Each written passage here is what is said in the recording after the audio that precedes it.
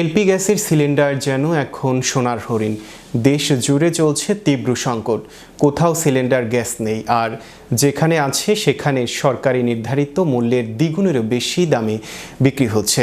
মুন্সিগঞ্জের গজারিয়ায় সরকার নির্ধারিত 12 KG LP gas সিলিন্ডারের মূল্য 1336 টাকা হলেও বাস্তবে তা বিক্রি হচ্ছে 2500 থেকে 3000 টাকায়। এতে সবচেয়ে বেশি বিপাকে পড়েছেন মধ্যবিত্ত ও নিম্ন আয়ের পরিবারগুলো।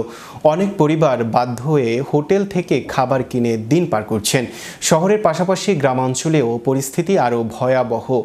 বাজারে এলপি গ্যাসের সরবরাহ না থাকায় ভোক্তাদের দুর্ভোগ চরমে পৌঁছেছে।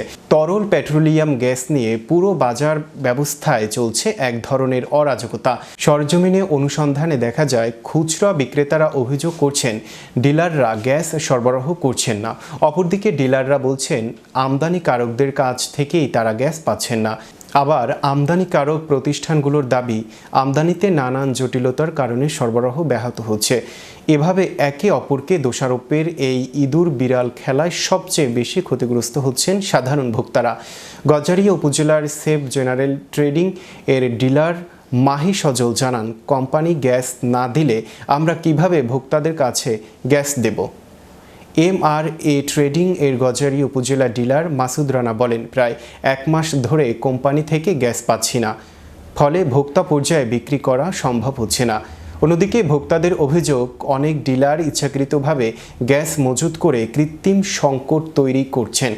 Gazaria consumer association of Bangladesh ক্যাবের সভাপতি SM নাসির উদ্দিন জানান, এলপি গ্যাস সরবরাহ সংকটের কারণে নিত্যদিনের রান্না থেকে শুরু করে স্বাভাবিক জীবনযাত্রা মারাত্মকভাবে ব্যাহত হচ্ছে।